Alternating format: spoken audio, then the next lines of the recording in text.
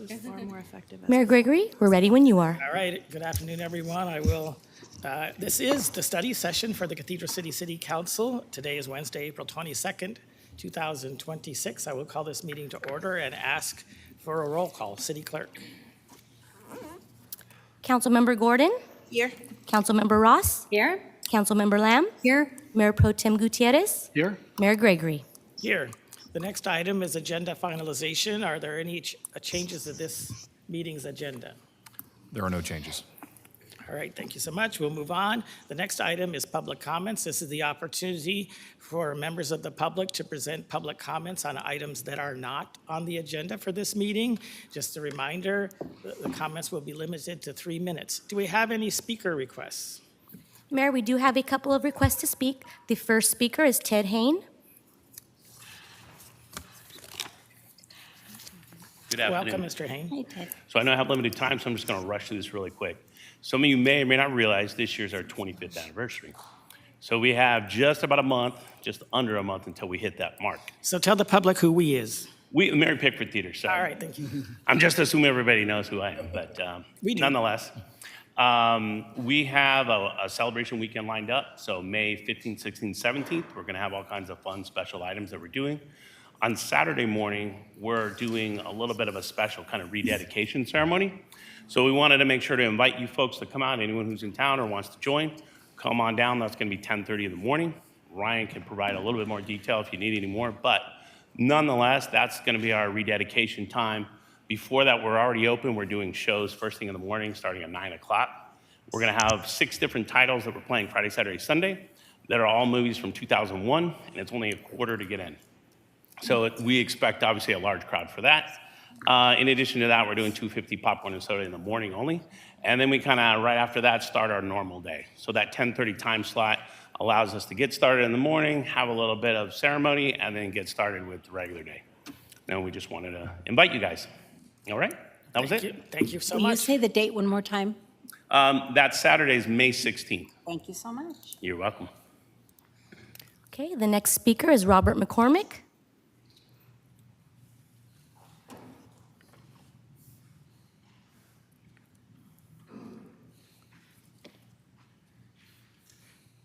Welcome, Mr. McCormick. Good afternoon, Mayor Gregory, City Council. My name is Robert McCormick. I am a decorated United States Marine Corps veteran. In the infinite wisdom and understanding of our founding fathers, and I'm talking thousands and thousands of years ahead of their time, they knew that our flag, which represents our United States of America Constitution, which represents this country and represents the entire world. There is no flag, no country, no constitution that is better than ours in this country, and that's what makes it so powerful and so real. And at any time that it is flown improperly, wrong, or incorrectly, they knew that that is a infraction that should be, the punishment should be death. And it is the only time in the Constitution that is mentioned of anybody or anything being put to death for any other reason.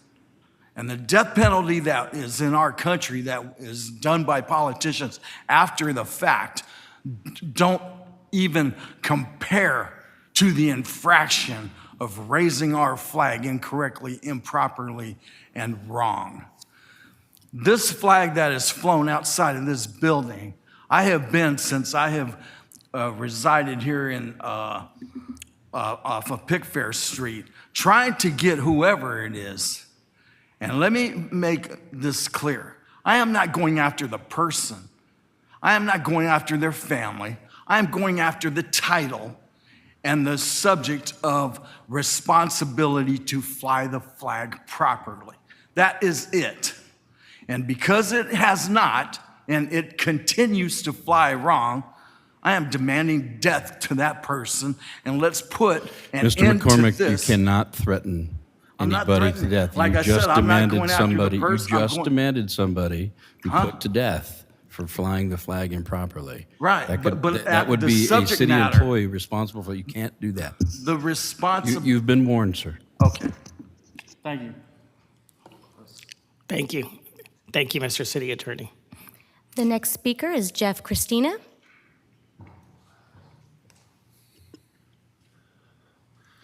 Thank you, Mayor and Council. Appreciate you having me here today. Put my phone down on the computer, started making the screen change. But I'm the owner of 35900 Date Palm. I've reached out to you and spoken to a couple of you. Thank you very much for the time with that. And I'm here today for just a few simple points. One of them is I would love to be included in the zoning code amendment that's been going on. I've been making requests and I haven't been able to get there, and the QR code down in the lobby goes to page not found. So I keep stumbling upon that. And also, the main reason is because of the zoning for this building. It's been vacant for 10 years. And as I explained, it's been quite a challenge. And so I'm just hoping as you guys are going through the zoning code amendment that you're able to expand the uses. So even if I can't use it, I can try and find somebody that would use it. With a building that's been vacant for 10 years, there's definitely some problems. And if anybody would like to meet to talk about this, I'd be happy to. I'm still going to be around through Monday, and I would really appreciate 15, 20 minutes of your time. But thank you very much. Appreciate it. Thank you. The next speaker is Sean Webb.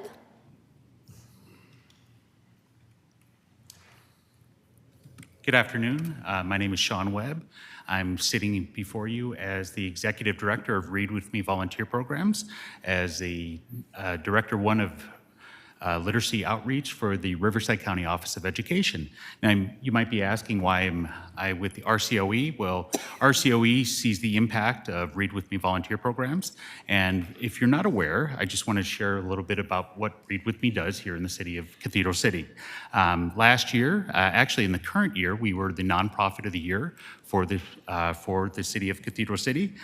Most recently, we hosted a movie, Sentenced, at the Mary Pickford Movie Theater. If you're not aware, this is a documentary that was done by Stephen Curry, NBA All-Star player, that highlights what it is to be illiterate in America today. And it highlights for adults, and it's absolutely scary what it does. And we did that at the Mary Pickford to bring literacy awareness. In addition to that, we have participated in many, many community events with the city, your annual backpack drive, many events with your police officers, your firemen, as well as we are in 2 of your schools, Agua Caliente and Cathedral City Elementary School. When I say we're in 2 of your schools, we supply and we recruit over 80 volunteers that we have in those 2 school sites. And I'm proud to say that this year, those volunteers, those mentors have provided over 3,200 hours in the classroom, working one-on-one, 2-on-1, and 3-on-1 in the classroom.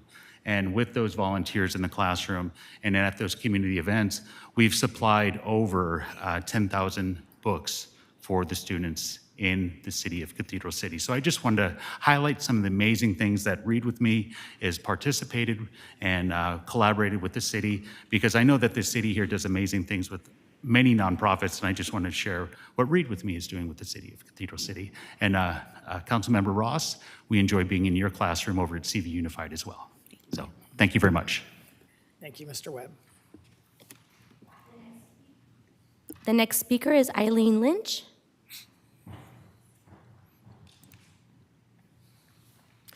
Welcome, Ms. Lynch. Hi, everybody. I'm similarly here to share some good news about local nonprofits. So I wanted to call everyone's attention to the fact that it's Parkinson's Awareness Month right now in April. And you might not know it, but Parkinson's uniquely impacts Coachella Valley and Cathedral City. We know that Parkinson's is the fastest growing, second most common neurodegenerative condition in the world. We're actually seeing it outpace initial expectations and growth. It's growing faster than we thought it would, and we knew it was going to grow fast. Coachella Valley does have some unique risk factors for Parkinson's, including our aging population and including chemical exposure here in our environment. There is some good news, though. We do estimate that up to 10,000 people are living with Parkinson's in Coachella Valley, and this condition also impacts their friends, their family, and their caregivers. And there is a free resource available for them, Parkinson's Resource Organization. That's the organization that I represent today.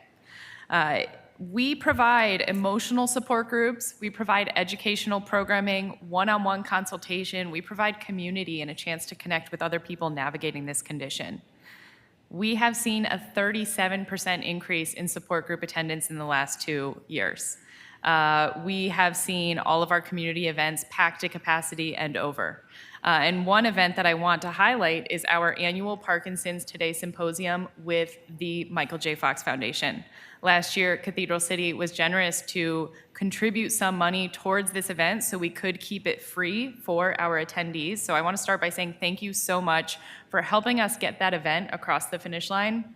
I want to share with you that this was a free event, but we pretty much sold it out. We were at capacity at 300 people. We had an 80-person waiting list for this event. We did film the entire program so the people who couldn't attend are able to view it afterwards. And we're definitely looking at bigger spaces for next year. Not only that, but we had a 96% highly satisfied feedback rating, which is up 3% from the first year we did this. And I think what this underlines is that our community really needs Parkinson's support, and it's really hungry for education and access to experts. So I wanted to, first of all, thank you so much for your support last year with this successful program. We will be coming back for another request this year. And second of all, because it's Parkinson's Awareness Month, if you know anyone who is navigating Parkinson's alone, please send them over to Parkinson's Resource Organization. All of our programs are free, and we've got some really great resources for support. Thank you. Thank you so much. And Mayor, that is all I have. All right, is there anyone else in the public that wishes to make any comments on non-agenda items? Seeing none, we're going to go ahead and proceed with our agenda. The next item on our agenda is an actual study session item. It is the update from Leadership Coachella Valley, and I'll ask the city manager if he would like to introduce the item. Thank you, Mayor. So this is an informational update, and it looks like we have a whole panel of speakers. So we have Excellent. Sean Webb, Eileen Lynch, and Aaron Highland, and I'll let them take it from here. Excellent, thank you. Thank you again for having us. You just introduced who we are. Leadership Coachella Valley, we've been around for over 25 years. I'm an honorary board member. I've actually been serving on the board since 2016. Leadership Coachella Valley, as we said, has been around for 25 years.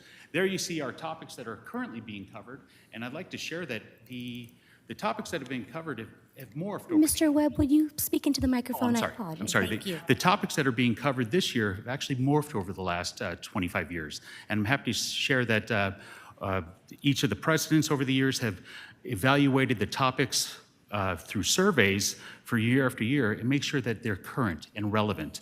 And that, with that being said, one of the most recent days that have come about, one of your very own commissioners, Aaron Highland, has made sure that Philanthropy Day came in this last year. Okay. I know you all can read, so I won't go exactly over what's on there. But Leadership Coachella Valley has been an influential program for the last 25 years. We innovate, elevate, and celebrate our leaders. We are lucky to have many city staff, to have someone from all 9 cities participate, many sitting council members, as well as sitting mayors and assembly members, and so on and so forth have participated in the program, as well as police and fire. So these are our goals: develop place-based leadership. We do regional awareness. We really make sure that we have the right people in the right room to discuss problems and many solutions, economic development, and we encourage volunteerism. All right, so we are actually celebrating 25 years of Leadership Coachella Valley here in the Valley.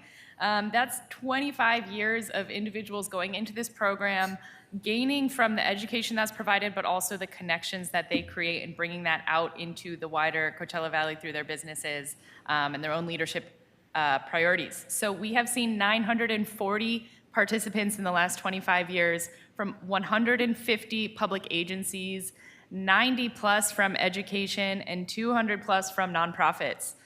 This is a really wide expanse of the population here in Coachella Valley, and I can speak from my own experience that it really is an accelerant in our ability to do our jobs and make connections to actually move projects forward. I would just like to ask, in the room here, how many have gone through Leadership Coachella Valley or are currently going through Leadership Coachella Valley? Please raise your hand. Spoken at Leadership Coachella. Ryan, raise your hand, please. Ryan, Adam, come on now. Thank you. All right, I wanted to make sure. As it says there, like Aaron said, we're not going to read these slides here, but I like to say that it strengthens our community. But I want to share the story why I got involved with Leadership Coachella Valley. Those of you that don't know, that I've experienced my entire career in education. And at the time when I was getting involved with Leadership Coachella Valley, I was in charge of their career pathways over at La Quinta High School. And I was looking for internships for La Quinta High School. And I was an assistant principal. And I had to convince them, hey, let me do this. And the only way that I was allowed to do is I guaranteed that I would stay there for at least 3 years after. And that happened. So as I was in Leadership Coachella Valley, I made all these partnerships and I made all these connections and I got internships for the next 3 years, not only for my students, but for every student. Not every student, but for a lot of the students that were in career pathways, not only for La Quinta, Palm Desert, Indio, as well as other schools in the desert. And Desert Sands was like, oh my gosh, look at that. He's able to do this. And Desert Sands created a position out of it. I get chills thinking about that. That's what Leadership Coachella Valley does. Not only opens up your network, but it helps develop leadership. And like I said, I get chills thinking about it. It helped develop my career. It helped change my trajectory, helped change who I am. If you look at me 25 years ago and tell me I'm going to be in charge of a nonprofit that delivers books to kids, that mentors kids how to read, I'd tell you you're crazy. I wanted to be a football coach. That's what I thought I was going to be doing my entire career. This changed my career. I hope that more people in this room, I hope more people in this community do the same thing. You guys already do a fabulous job partnering with Leadership Coachella Valley. Thank you so much. You were the host of our very first time we've had Government and Justice Day last Friday here at the City of Cathedral City. It went fantastic, rave reviews. And you've also hosted past media and communication days, so we continue to love our time with Cathedral City. And one of our best attended happy hours was at Luchador across the way, and they got a nice news story out of it too. So that's what we do. We are the conduit for connections and elevating our desert. Applications open May 1st and they close May 31st. So if anyone in the city is interested in applying, we encourage anybody thinking about any civic engagement, which is what we really strive to do with Leadership Coachella Valley. We really encourage you to get more involved. Okay, final word. More than thank you.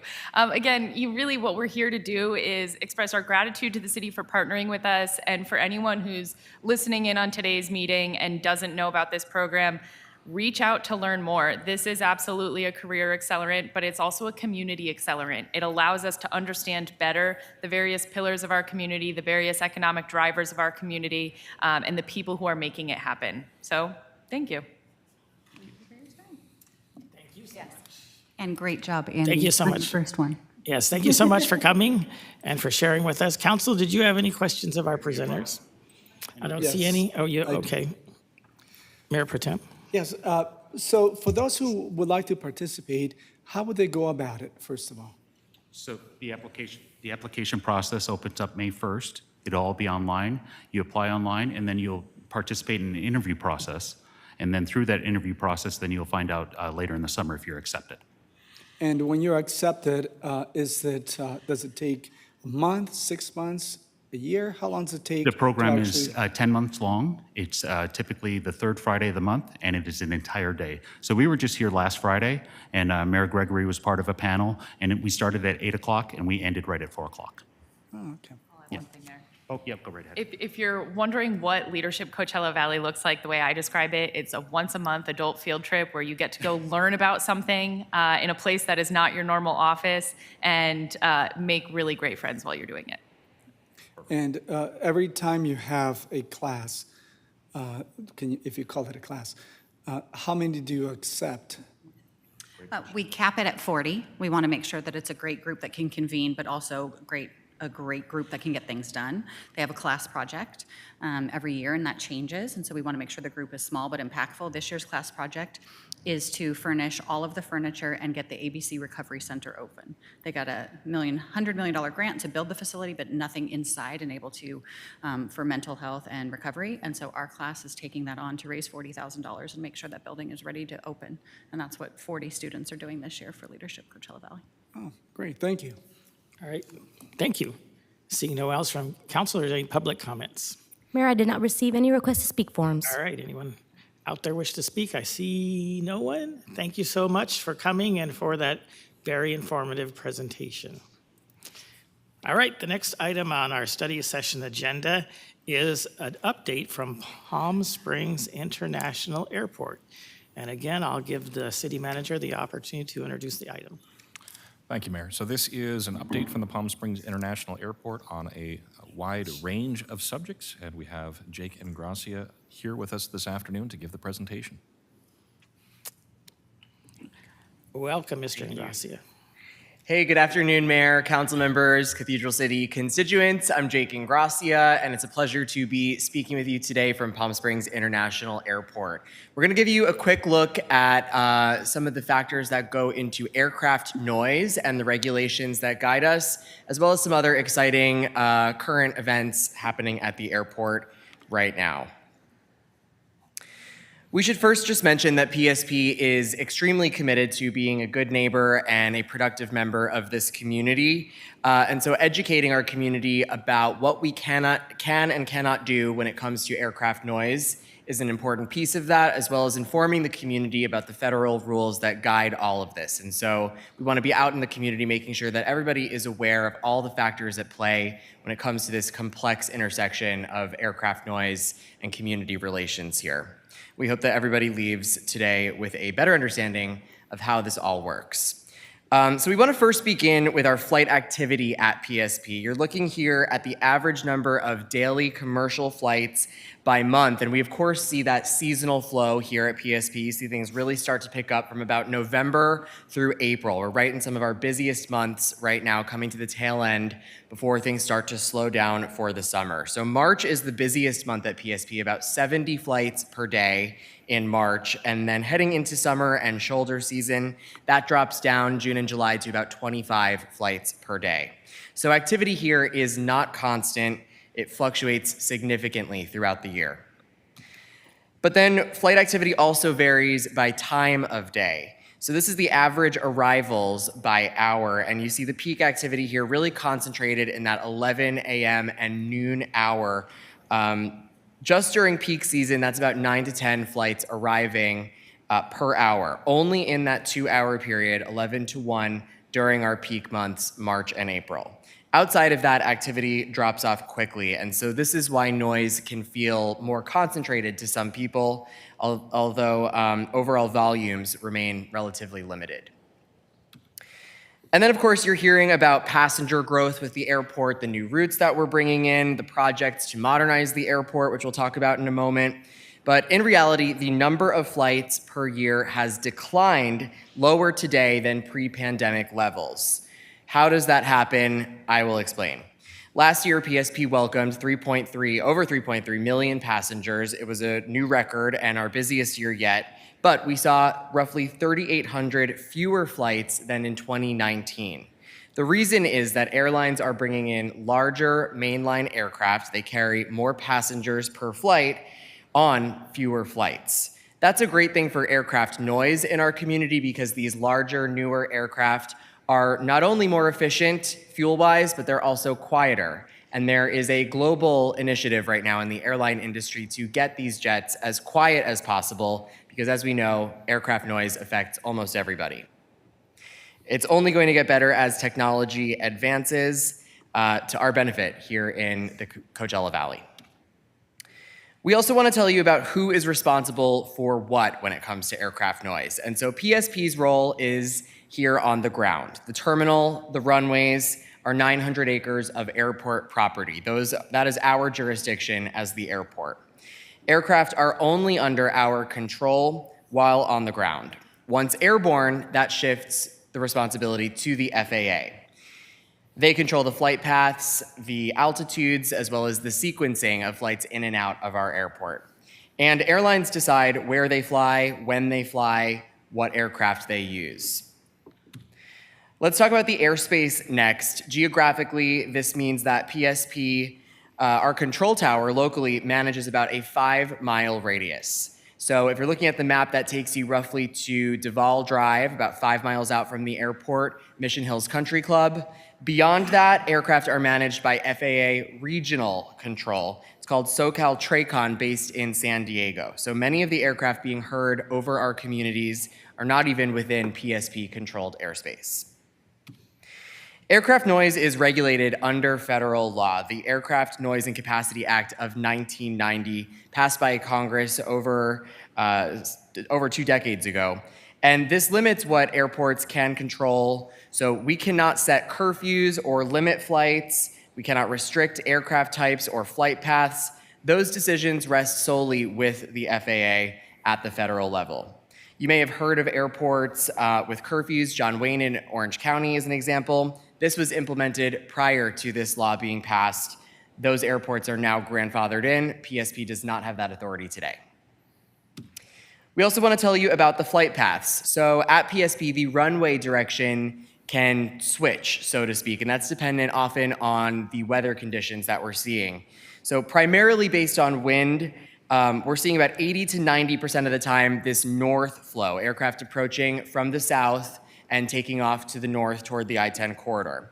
However, when it's windy, we might see it flip directions. The air traffic can come in from the north and then take off to the south.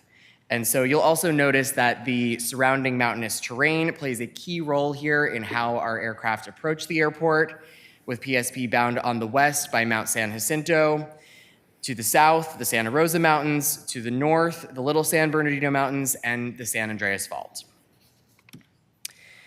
Now, when we talk about aviation safety, it is not designed around least noise. As you can imagine, it is designed around safety, and that drives everything in aviation.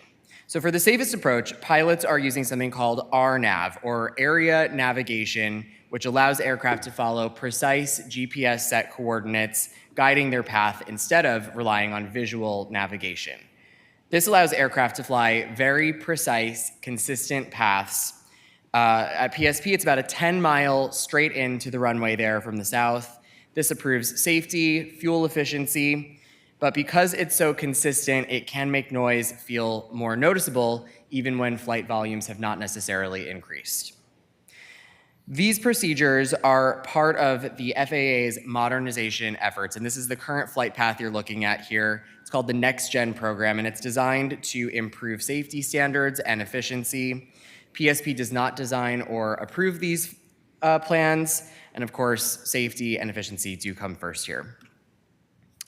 Now, even though we don't control airspace, we take our role as a good neighbor seriously with proactive mitigations that we can implement on the ground. And so we focus on communication, coordination, and mitigation.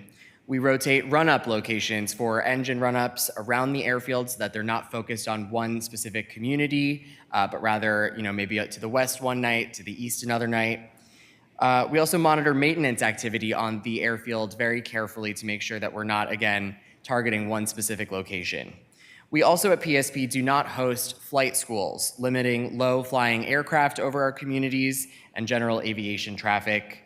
Lastly, we coordinate with the FAA, the airlines, and our military partners. On the note of military, we should mention that from time to time we do see military aircraft using PSP.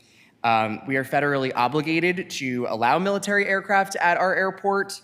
We don't have any based at PSP, however, they do come in from time to time for refueling, rest, or training activities.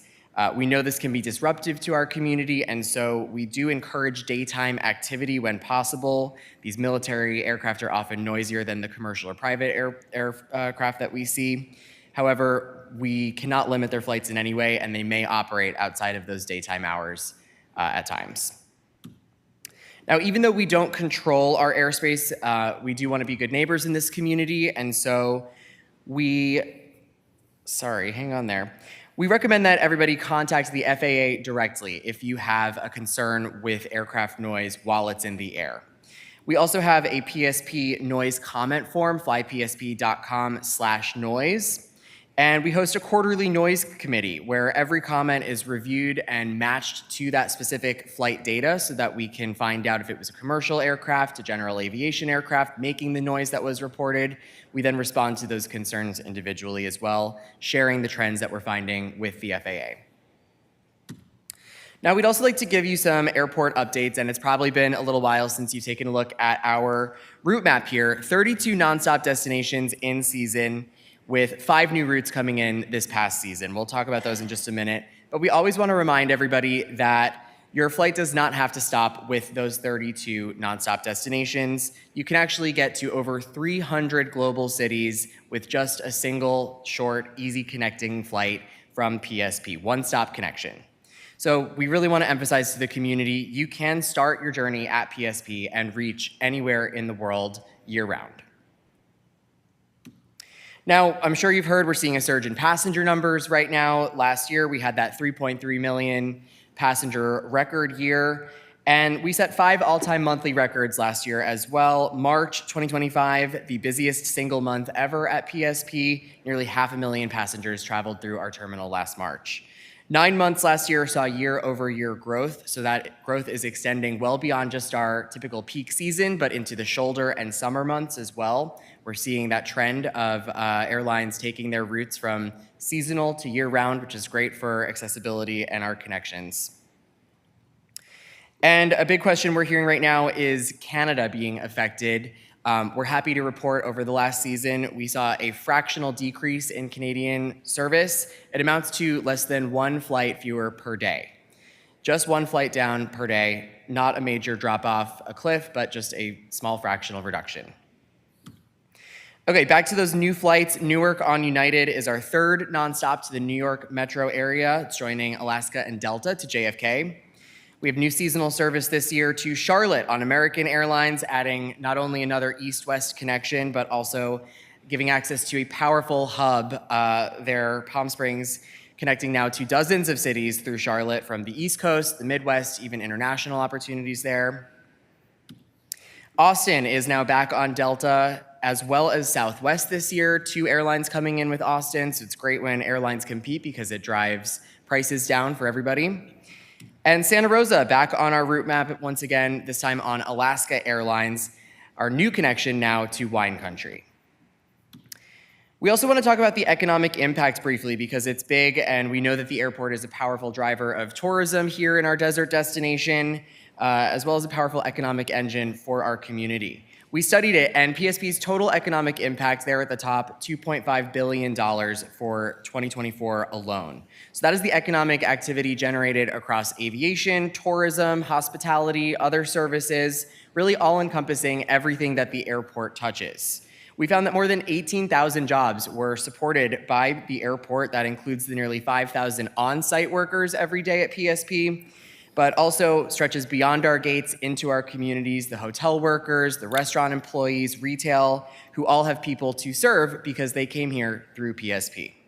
We found that over $1 billion in spending that year was tied directly to PSP's travelers, booking those hotels, shopping in our communities, eating in our restaurants. And PSP generated over $382 million in tax revenue for local, county, state, and federal governments supporting public safety, community improvements, services, and programs we all rely on, including here in Cathedral City. Importantly, the last thing on this slide, 98% of these economic impacts stay right here within our local communities, regionally within Riverside County, with the lion's share remaining here in the Coachella Valley. And so that's crucial because it means that nearly every dollar spent both in PSP and then from our travelers out in our communities circulate back into our local economies, supporting those public services, the infrastructure projects, all that good stuff. So when you fly PSP and not LAX or Ontario, you are creating jobs in our community. You are contributing to our local economy, but you're also helping us demonstrate demand, critical demand, to the airlines, which we then use to bring in more nonstop service, as well as getting those new destinations, but also taking our seasonal routes to year-round. So we're always advocating for more service to better connect our travelers, and this is an important piece of that. Our community continuing to use PSP really helps us strengthen that case. We have all new concessions right now open in the airport, 7 new restaurants and 6 new retail shops ready for everybody to enjoy. The focus really on bringing what makes the Coachella Valley so special and unique within our airport's footprint. So partnering with local restaurants like Las Casuelas, a storied Mexican restaurant from downtown Palm Springs, over 4 generations there, opening now its 2nd location within the airport. Trio from the Uptown Design District, opening a new location in the airport as well. We serve Joshua Tree Coffee Company and Coachella Valley Coffee instead of a large corporate chain. And our retail shops feature locally sourced products with brands like Destination PSP, Windmill City, Rancho Relaxo, Rooted in Palm Springs, TKB Sandwiches, Brandini Toffee, just to name a few. So really showcasing the best of the valley right there in the airport. Some other quick improvements: iconic mid-century modern seating has returned curbside. These were original to the 1966 historic Donald Wexler terminal, and we worked with Wexler's son, Gary, to recreate them exactly. So a piece of PSP's mid-century modern charm now restored at the airport. People have been loving that. And we've got a ton of projects coming down the pipeline, so chances are if you're wondering about it at the airport, we're already working on it. Planning, design, something behind the scenes. We've got a list of all the projects coming down on progresspsp.com. So this is your window into seeing those dozens of improvements that may be taking shape in the planning stages or are already under construction at the airport. Last but not least, we invite the community to come and check out all of the changes for yourself. So you don't have to be flying out of PSP to actually get behind security. You can use our Stay and Play visitor pass. It's free, flypsp.com/stay and play, and come behind the gates and see what's going on for yourself. It's a free pass. You just sign up. It takes a couple of minutes. You'll go through security. So you can actually bring your guests all the way to the gate if they're flying out, have a meal with them before their flight. Or on the flip side, if you're welcoming family or friends into our community, go get them at the gate, just like the old days. You don't have to wait in the lobby. You can head on into the airport. That's nice. That's nice. So with that, I'm happy to open it up for any questions. Thank you very much for that presentation. Council members, I see we do have one speaker that's signed up. Christina Gordon, you're first. Thank you. I was in the airport on Monday evening, and I was really excited to see the new concessions and some of the things in the airport. So congratulations on that. The question that I had was on when you were showing sort of the flight volume. Does that include? You spoke a lot about sort of commercial airfare, but what is the private? How does private factor into that, and what kind of information do we know about those flights? Private operates on a much smaller scale than the commercial flights do, so that was not included in this data, but it is certainly a factor in our communities. And so you don't have any information on, particularly in peak, I'm thinking Coachella and the festivals when there's a lot of volume of private flights coming in. Not top of off my hand right now. Okay, thank you. All right, thank you, Council Member. Next up, Mayor Pro Tem Gutierrez. Thank you, Mayor. Now, my question is, I've asked that last time you were here. Is it still in the works to actually make Palm Springs Airport an international airport, not just to Canadians, but also to, for instance, where I'm from, Mexico, Guadalajara especially. Is there any plans still? Absolutely. That is a top priority right now at the airport, and there are several enabling projects, I would say, to get that off the ground within the next 3 years. So we're shooting for an early 2028 launch of our international arrivals facility. It would include 3 new gates. We have airlines that have expressed interest in providing international flights. This is not a commitment at this time, and of course, it's ultimately up to those airlines to bring those routes in if they choose to do so. However, we have studied the demand for that. We found daily demand for multiple flights south of the border, as well as even to locations in Western Europe. So we know that people in our community are traveling internationally. The question is, can we bring that demand into PSP? And so we're working on those projects. We need to have that customs facility, an actual structure to receive them in. We're working on getting that off the ground within the next couple of years. Oh, that's a great news. And also, did you recently add vehicles flying into your parking lots? Vehicles flying into lots? parking lots. There was a vehicle that recently flew or was driving. The Mayor pretty Pro fast. Tem likes to be a little humorous at times. I did see that there was a airborne vehicle, and very tragically, that driver lost his life. And so, yeah, our hearts go out to those affected by that incident. Oh, okay. Well, thank you. Thank you so much. Next up is Councilmember Lamb. Thank you so much for your presentation. And it may be the same answer, because it had to do about the expansion. And I noticed there was a big article in the Desert Sun on the front page talking about putting the expansion of Palm Springs Airport on hold for a while. And I wasn't sure, what all those considerations. And I know there's a camp. I have lived here for many years, over 4 decades. And there's a camp that says we want to keep the village feel, and we're happy that they're not going forward with the expansion because it'll just encroach on our village. And then the other half says, the Palm Springs Airport is the most fabulous airport I've ever flown out of. It's wonderful. Thank you for all that you do. And want to expand it and make it more accessible. So I didn't know if you had any other thoughts about the expansion and what you could tell me about it, because the article didn't say too much, and I'm sure there was a reason for that. Absolutely. And, I would love to come back and deliver a complete presentation on our capital improvement program, a lot of the projects that, we are working on. But I'll give you a quick taste. So we just had, on April 6th, we had a community meeting at the Plaza Theater where we started to transition our master plan program. You'll remember probably a year and a half ago, I came and spoke to you all about this master plan and its goals, really a 20-year roadmap for the airport's growth, and it does include a terminal expansion. We're now transitioning that master plan from concept into implementation. And so as we start to do that, the funding realities start to set in, as well as the sequencing of these projects that are identified, dozens and dozens of them in this 20-year roadmap. And so we're starting to figure out how we're going to phase those and where the priorities lie so that we're able to fund them all and execute them in an order that makes sense. Like I said, the Federal Inspection Station, it's called, the customs facility that will enable international arrivals, is a top priority. So that has sort of jumped the list, and then everything leading up to that are those enabling projects that I spoke about as well. The expansion is not scaled back. It is not dialed down. We have not shelved plans for more gates.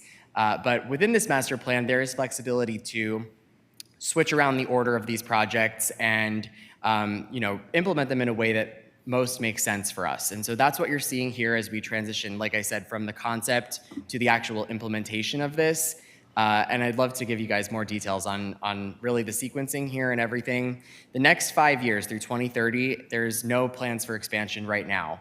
Our focus is on modernizing the facilities we currently have and bringing everything up to speed so that we can continue to serve our passengers today, while also keeping an eye on the growth projections, making sure that the numbers that our master plan calls for actually come to fruition before we build anything. So we want to make sure that we're delivering these projects in a way that meets the demand we're actually seeing, not the other way around. We're not building toward a larger number. We're going to make sure that the demand is actually there first.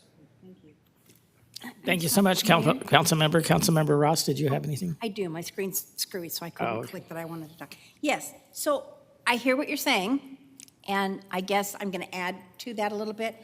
I'm just curious what it takes for us to have a more robust international travel, more planes coming in and out from great places in Europe or South America or even Mexico.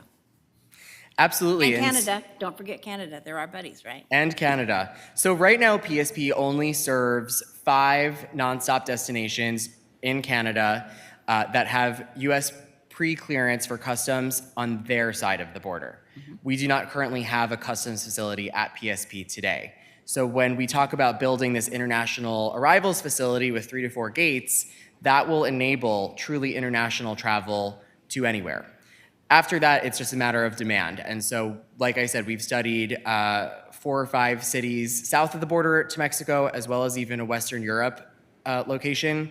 The demand is there. And so we're making sure that we have this facility ready for when these airlines come in wanting to bring international flights. And what do you see as a timeline for having our end ready? We expect that facility to be constructed early 2028. Okay, and completed also in 28 or later? Completed in 2028 with the contingency that, a lot of this relies on federal funding, so, grants being actually awarded. But that said, our capital improvement program for the next 5 years, we have over $100 million in grant funding in our pockets today, ready to bring these projects to life. And so we're working hard behind the scenes on securing that funding.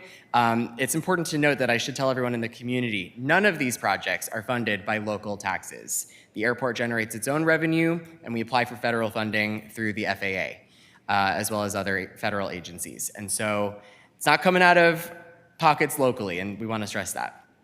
And I do appreciate your conundrum. I was just at Sunline today, and our federal funding came down with 0 for buses. 0. It's a competitive process, and PSP works very hard to bring those federal dollars to our region. So we're happy to be delivering these projects here. All right, thank you. Anything else, council?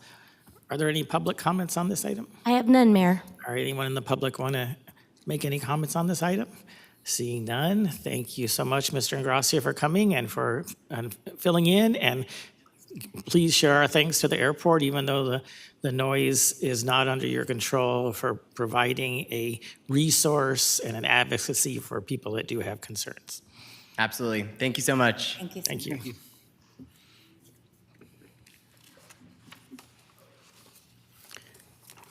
All right, continuing on with our agenda, the next item, item 2C, is Public Works Small Maintenance and Renovation Projects Update.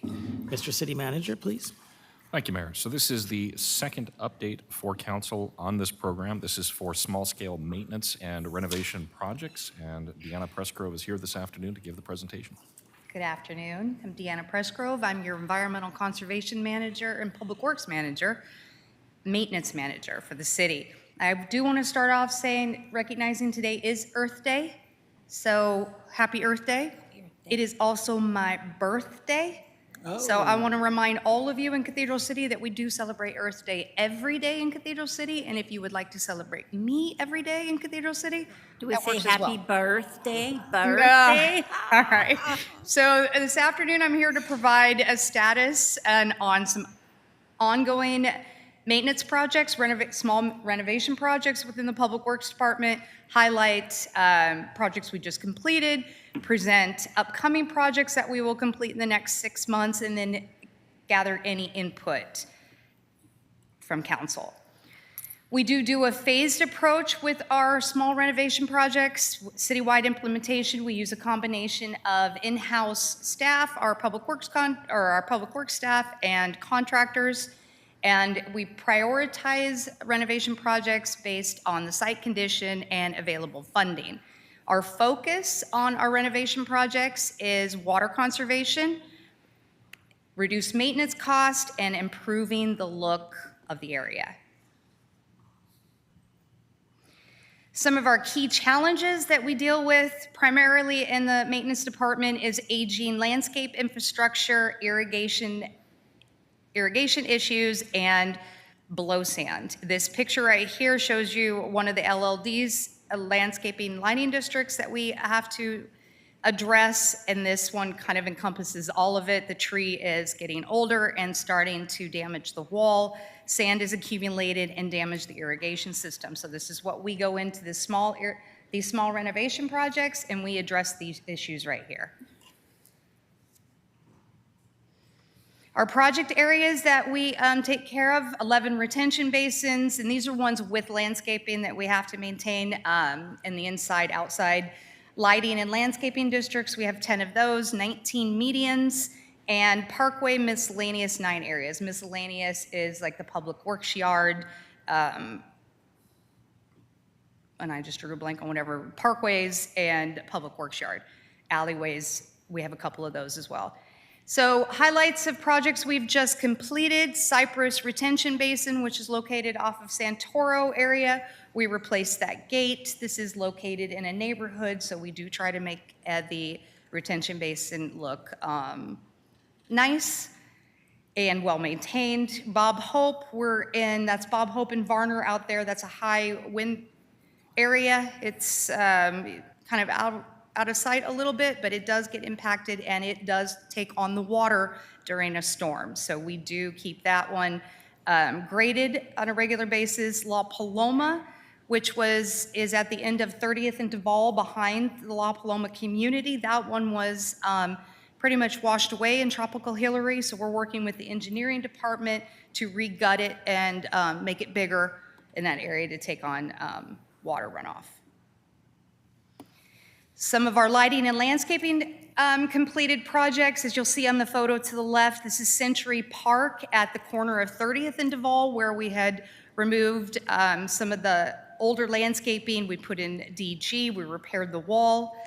Landau, we finished the monument signs here for both manor and home. There's a total of 4. Those are at the entrances into their communities. And then La Paloma, which is back at 30th and Duval, that one, we were dealing with an issue with the corner, as you see in this image right here.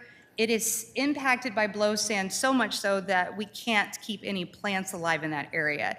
So this picture isn't all that great, but I encourage you to go out there. We put in the bigger rock, the angular rock, and then we also used some plants made out of desert or steel. So we've gotten good feedback on that. We have a project at Alicante where we've used it, and you can almost can't tell that they're fake plants.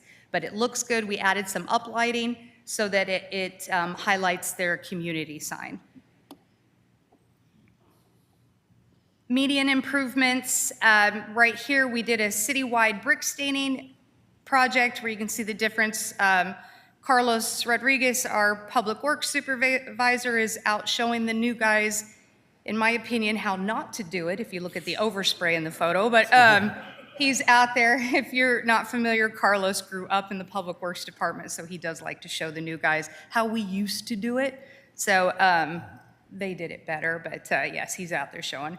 We also, on Date Palm, at Date Palm and Vistachino, and then also down by closer to Big League Dreams and by the library, we repaired those medians, and we added decorative rock and replaced the irrigation system. Our upcoming work is we're going to continue with our LLD improvements. We still have basin enhancements that we're working on, park upgrades, medians, and then the Downtown Baller project, which you will hear about next. Included in your staff report was the renovation schedule log. That's the log I use to keep track of all these areas and also to go in if we get complaints or feedback from neighborhood on what they would like to see, then I add that as well, so we can stay on top of each of these projects. Upcoming projects that will be done within the next six months, Century LLD, this is their next section of the perimeter along 30th. As you can see by this image, we've got issues with the block wall that we will address, the landscaping. On the right-hand side, you're going to see a tree that we do have an arborist that helps us with our trees. Some of them are very old. And just because some of them may look stressed, it may not mean that they are dying. And some of them that look healthy may mean they are dying. So we do work with an arborist to make sure that we stay on top of that. As you can see, they did identify 5 within the perimeter of Century Park that have outlived their lifespan, and they marked it with an X, and we did remove. We will be replacing those 5 in different locations, but still along 30th. And we do work with an arborist on where to place those trees so that they have enough room to grow in the future and that they won't negatively impact a block wall or a sidewalk. Tapestry is another LLD that we will be working on starting this summer. This is to show you the picture. We've got to do some wall repairs. We're going to have to go in and remove about 3 inches of the blow sand, and we will start renovating the perimeter by putting in that bigger rock on some of these these areas where it slopes. This is when we get rain or if we get high wind, the sand will go into the sidewalk, and then we have to spend extra money going and clearing it. So we have learned that adding that larger rock along those slope areas eliminates that need. We also do get complaints from the residents along Tapestry that use the 30th to walk, that these bushes have gotten too big and are becoming a sight. It's dark at night when you're walking, and they can kind of they could hide. We've had a couple complaints that they feel a little scared to be walking out there. So what we'll do is we'll thin them down and bring them down to size so we can work on visibility.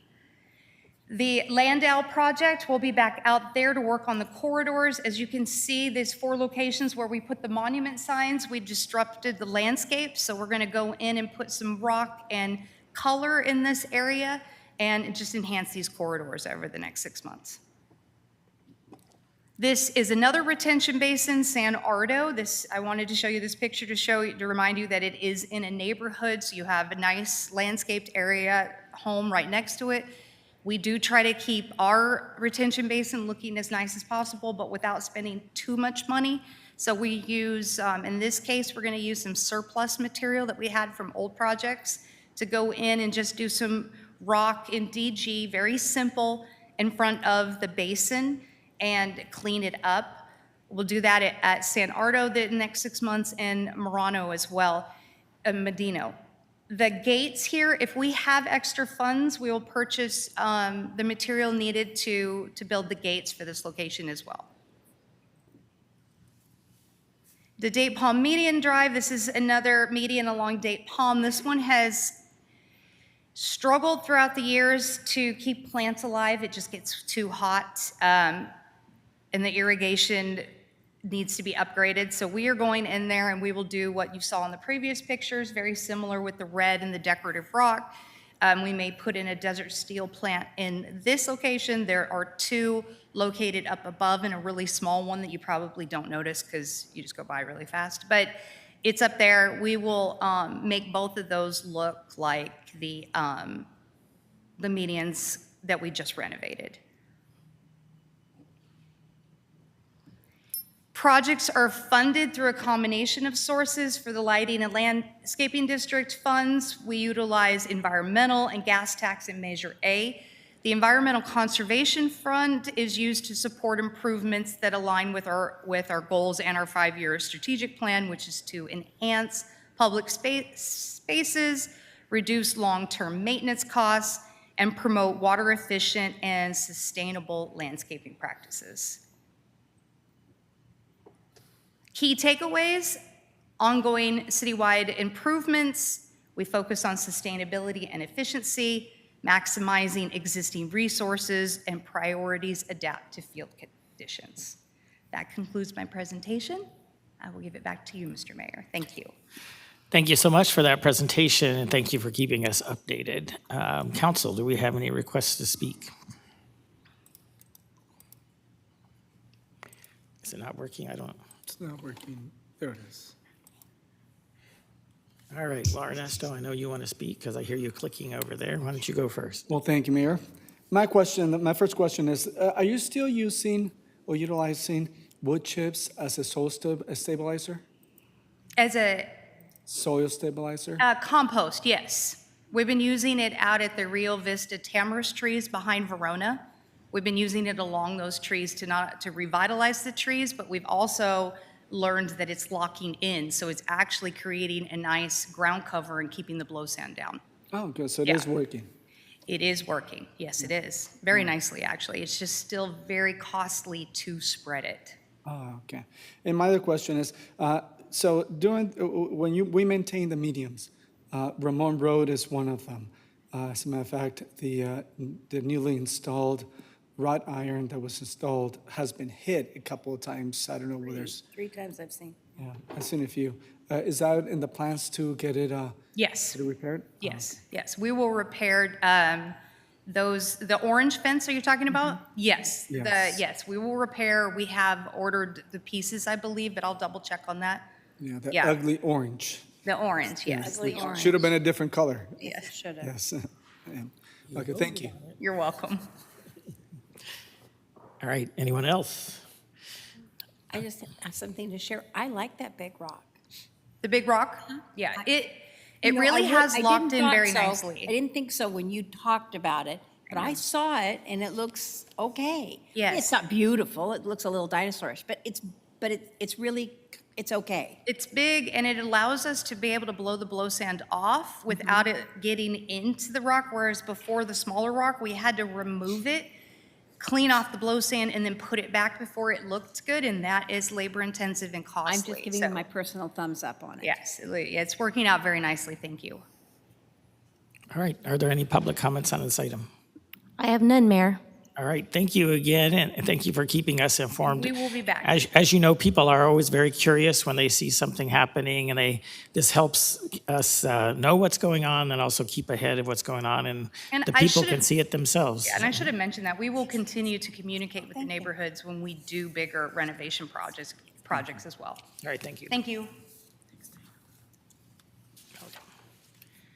All right, the next item on our study session agenda is item 2D, which is the Downtown Safety Bollard Project update. Mr. City Manager, would you like to introduce the item? Yes, thank you, Mayor. So this is another update, and while there are significant changes to this item since the council last saw it, the presentation that Luis Perez will give you in a moment lays out options for council, and this afternoon we're looking for direction and feedback from the council. With that, I'll turn it over to Luis. Thank you, City Manager. Good afternoon, Honorable Mayor, Mayor Pro Tem, and City Council. My name is Luis Perez. I'm with the Environmental and Public Works Departments as an analyst, and today I will be presenting to you the Downtown Safety Bollard Project update. So downtown safety and event operations as they stand today. Downtown events have increased in size and attendance, and there is a need for improved safety and efficiency due to this. Current operations rely heavily on barricades, cones, water-filled K-rails, and every event is a little different based on how big it is, and it requires higher attendance, obviously, and would thus need additional traffic control measures. Through the project development phases, we had a lot of interdepartmental coordination and evaluation with on-site meetings, and I would just like to thank the Public Works personnel, police, fire, and special events staff, as we wouldn't be able to get to where we are without their insight and their recommendations. For the project evolution, so prior to everything, the project evolved from decorative to crash-rated bollards to enhance pedestrian safety, improve vehicle access control, and support large-scale downtown events. You might ask why we didn't start with crash-rated during the budget cycle, during the budget process, but we based the initial phase off what neighboring cities had, and it became clear that our needs changed as we began through the development process, and we began to meet with the departments and discuss their needs. Here is the funding for the project. So as you can see, for fiscal years 2026 and 2027, we have program funds of $90,000, $40,000, and $50,000 respectively. And we have environmental conservation funds that are proposed as a budget amendment to provide 100% matching contribution to offset these project costs. So we're able to do this because there is an environmental nexus with this project, as we do host environmental programs, events at Town Square, and potential future projects as well. So there is an environmental nexus to this. An example of that would be like the community shredding event, every Saturday from the first 6 months. And the total cost or the funding potentially available is $180,000. So I would like you guys all to refer to the map that you guys have in front of you. The map identifies priority locations for bollard installation based on event activity, pedestrian volume, and key vehicle access points. The priority locations were selected based on insight from special events and the frequency from which traffic control measures are deployed during events. So the first priority locations are locations 1 through 4, because these are the most common locations that are closed off for most events. And locations 5 through 7, including festival lawn improvements, will be considered in the next budget cycle. So we researched 2 possible options, with one of the options not mentioned in the staff report, but will be covered in the later part of this presentation. Option 1 is Reliance Foundry's crash-rated bollard, which is designed to stop or significantly slow a vehicle. As you can see on this image to the right, you can see what the bollards look like when they are deployed. It looks very nice. And here's some verbiage for you guys to help understand what the bollards are like and how they work. You have the sleeve, which is a permanent in-ground housing that allows bollards to be inserted and removed from the hole when not in use and is covered with a cap. I would like to emphasize that this is permanent. So although the bollards are removable, the actual foundation is permanent and it's not going anywhere. The bollard is a crash-rated post designed to stop or restrict vehicle access with a protective cover. This is essentially the pole that goes into the hole, and it's what stops vehicles from passing. And the concrete installation. Again, it's permanent excavation and concrete work required to install the sleeves securely within the roadway. And here's an image of what it would look like when they are not deployed. Again, it's just holes in the street that have a cover on them. Here's option 1's total cost estimate, which reflects a full build-out of locations 1 through 4, including all concrete installation and bollards. As you can see, it would have a cost estimate of around $195,750. Here's option 1's funding. As previously mentioned, for fiscal years 26 and 27, we have program funds of $90,000, as well as the mentioned budget amendment for environmental funds of 100% match, which is also $90,000. And we would have a budget adjustment for gas tax and Measure A of $4,600 per fiscal year. And this phase of implementation will be through fiscal years 26 and 27. It seems like it'd be a 2-year project, but it's actually just a 2-month project where the project would begin June 2026 and end in July 2026. So starting 2026, fiscal year 2026, ending fiscal year 2027, but it's a 2-month increment. And here is the option that is not on the staff report. It is also a viable option because it is crash rated, and this is the Meridian Mobile Barrier Solution. As part of the evaluation, staff also explored an alternative option using mobile barriers. These barriers are actually deployed at the Coachella Fest. They're deployed in Palm Springs during city events. They're deployed in LA at I believe it's the Venice Beach, and they are deployed also in Pasadena at the Rose Bowl. So, several California cities do use these. This option provides a non-permanent solution that will be deployed during events without in-ground installation. So the key difference, again, is that one is permanent and the other is not, and it's mobile. Here are some examples of other types of mobile barriers. As you can see, the one on the far left, it's like a foldable mechanism, and the middle one is almost like a K-rail. And on the far right is what we are proposing as a Meridian mobile barrier. Here's a brief description of the Meridian Mobile Barrier Solution. It's engineered for high security environments. This drop and stop anti-ram portable vehicle barrier protects people and critical infrastructure by stopping unauthorized vehicle access. It's quite literally, you drop it and it goes to work. Reusable after impact, so if it's hit, it's still gonna be usable, and there's no permanent installation required. Here's option 2's total cost estimate, similar to option 1. This is a full build out for locations 1 through 4, and the total cost is estimated at $189,500, which is about a $10,000 difference from option 1. Here's the option 2's funding for fiscal year 2026. Again, as previously mentioned, we have $90,000 in program funding, as well as the environmental match, as well as the gas tax and Measure A budget adjustment of $2375 each fiscal year. And this product can be purchased in June and July and can be immediately deployed. Now we've been talking about phase 1, but let's go ahead and cover phase 2 really quickly. These are future improvements. These improvements are to be evaluated and included in a future biennial budget cycle. Locations 5 through 7 will be addressed on your map. They're on the 5 and 6 are on the bottom, and location 7 is on the far left. And this will include festival lawn and surrounding pedestrian areas as potential future initiatives, as well as additional bollards and safety enhancements. And the strategic plan goal E of safety, Cathedral City is safe for all who live, work, and visit to play. Upon City Council direction, staff will proceed with selected option, crash-rated bollards or mobile barrier systems, secure final quotes and procurement details, initiate installation and/or purchase for phase 1 implementation, and return to City Council for approval of final expenditures. That concludes my presentation. Back to you, Mayor. Thank you so much for that presentation. So I'm up first on request to speak.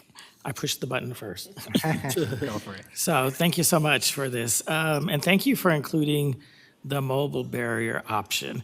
And I will just say that I think I'm more of a fan of that. And here's the primary reason why, is we do have some bollards already that have this sleeve. They may not be the exact same ones as this, but they have a sleeve design and they have a visible metal part, and they're in front of the amphitheater.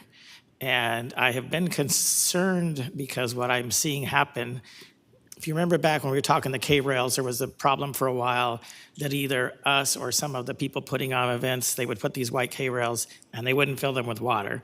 And so they gave the public the impression that it was safe to be there, but it wasn't safe to be there. Either a vehicle traveling by accident or on purpose could easily then just careen right into the crowd. So I think that's been addressed, although it's something that has to be addressed each time. Somebody has to check each time because human nature, it tends to either get forgotten or it's too much trouble to fill them. So that's been an issue. So now we go to these physical metal bollards, which are heavy, I would anticipate.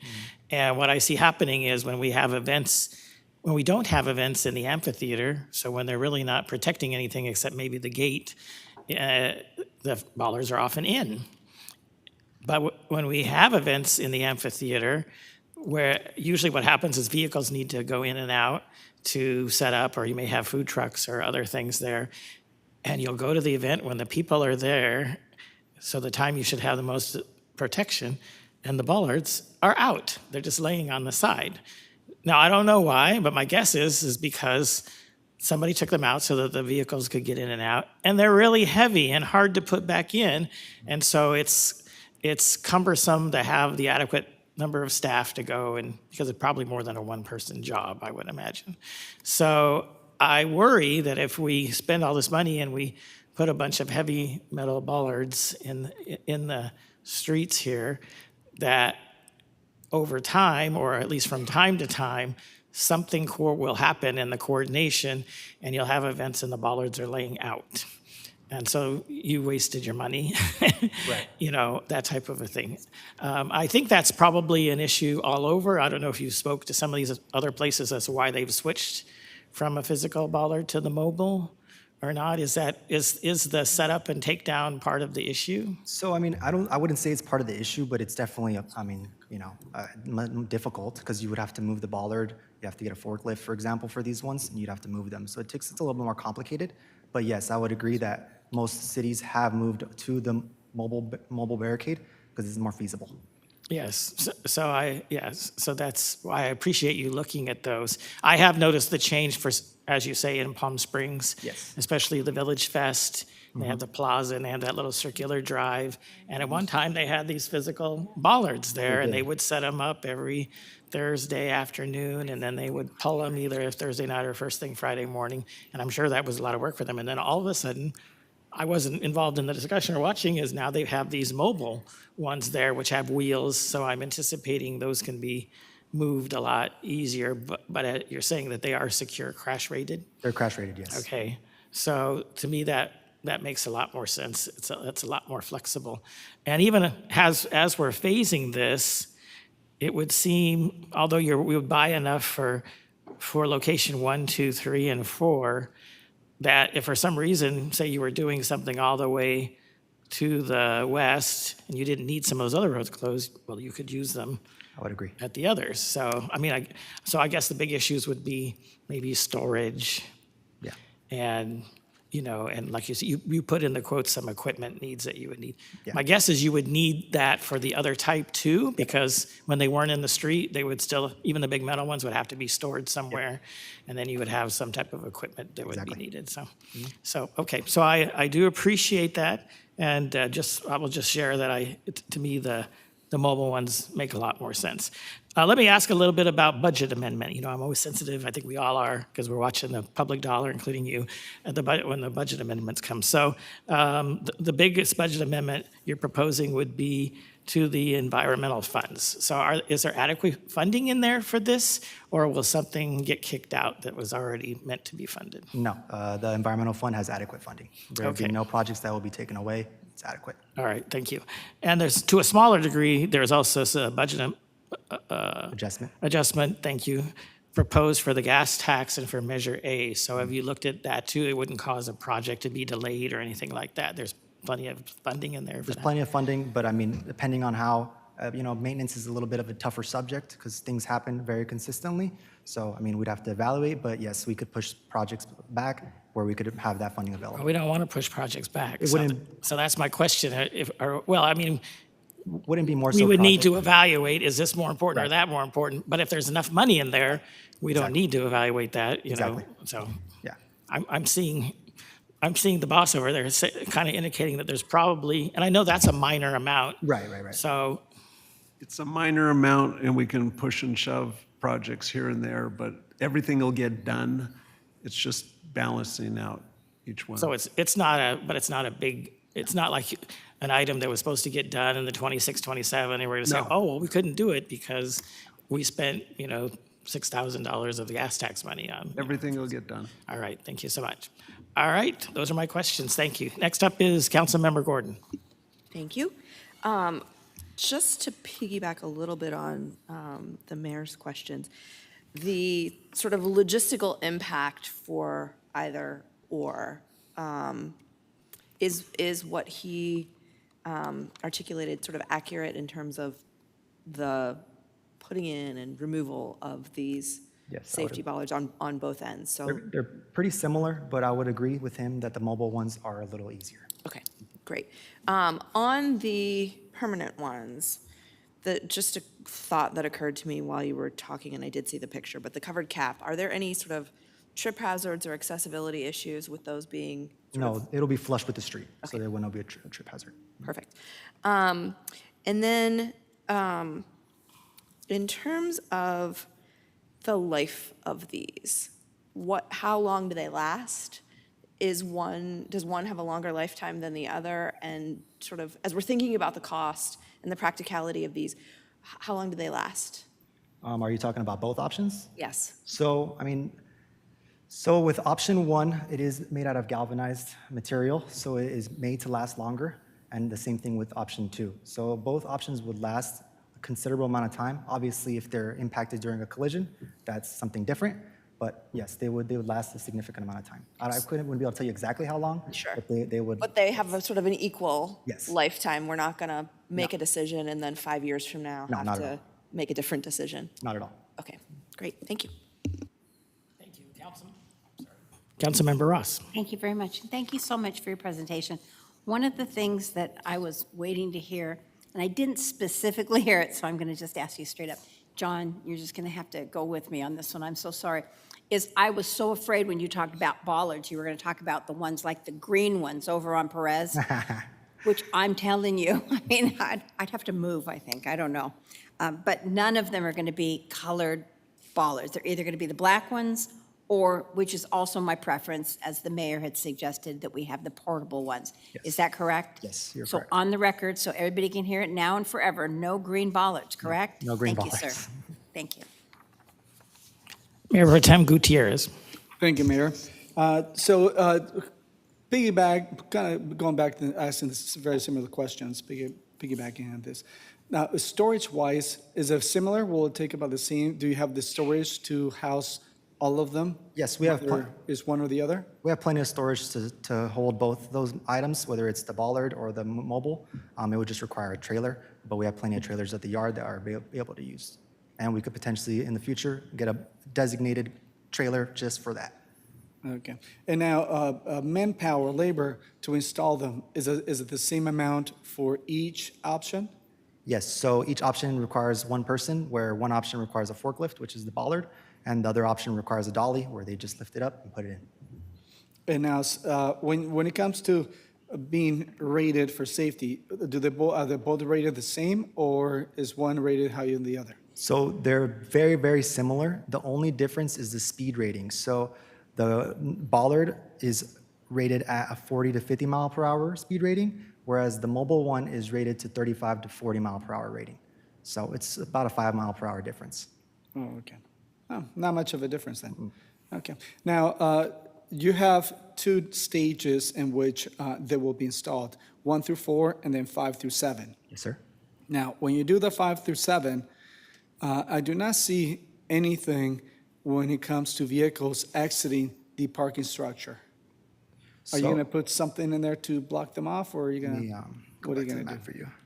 So if you're looking at the map that you guys have right in front of you, Correct. the parking structure does have a gap open along the area, and we are planning to potentially have almost like maybe concrete bollards or maybe recycled material that will block off those exits, so no vehicles would be able to go through there. Okay. How do you get out? The exit will still be open. So the exit's still open, but it's just that area that's open will be closed. The exit to the south. Yeah. Right, to On the north, actually, the north part. Okay, thank Coming you. out on Lalo? Yeah. Right. No, yeah. Or Officer David Vasquez, actually. Yeah, David Vasquez. Yeah. Thank you. Thank you. Councilmember Lamb. My question was answered. It had to do with which one required the forklift, but you said it twice, and I finally got it. Thank you. Yeah, and did I see something on the mobile ones that there is some type of apparatus you're buying that in an emergency, they could actually be pulled quicker? You wouldn't Yes. need a, because the other one sounds like it would need a forklift or some very strong people to Yeah, no, be you there. wouldn't be able to move it with people. Hey, you need a forklift for the first one, and the second one, they do come with the tow bar, where you would just put it and pull it. All right, so an emergency, that one sounds like it It'd would be able be to more immediately flexible. move. Yeah. All right, thank you. All right, anything else, council? All right, do we have any public comments on this item? I have none, Mayor. All right, any member of the public want to speak on this item? Seeing none? That sounds like good. Did you get like a very good presentation? We thank you very much. Were you able to get enough direction you feel like you'll be able to move forward? Mayor, so I think we are looking for direction from council, and if you would like to proceed with the mobile bollards or the fixed ones, the ones that require the fork. I heard a lot of discussion in favor in the mobile. Yes. The mobile. No, the mobile, the Yeah, the ones that mobile. you could, the red one. Well, it might not be red. It Where's might the be different white. color? Red in the picture. They're gonna try to avoid green, but it would only be temporary anyway. So, It was red in the picture, not green. thank you. Thank you. Okay. Thank you so much. Thank you. That was the last of our study session items. The next item on our agenda is closed session. We do have one closed session agenda item, item 3A, conference with real property negotiators. I will ask the city attorney to read us into closed session. Thank you, Mayor. We do have one item of closed session, conference with real property negotiator. The property is described in the agenda. For shorthand, all of the APN numbers referenced will start with 673-20250, and then the individual parcel numbers are 026, 027, 028, and 029. Agency negotiator is your city manager. Negotiating parties are, of course, the city and the Christina Companies, Cathedral City LLC. Under negotiation is price and terms of payment. That concludes.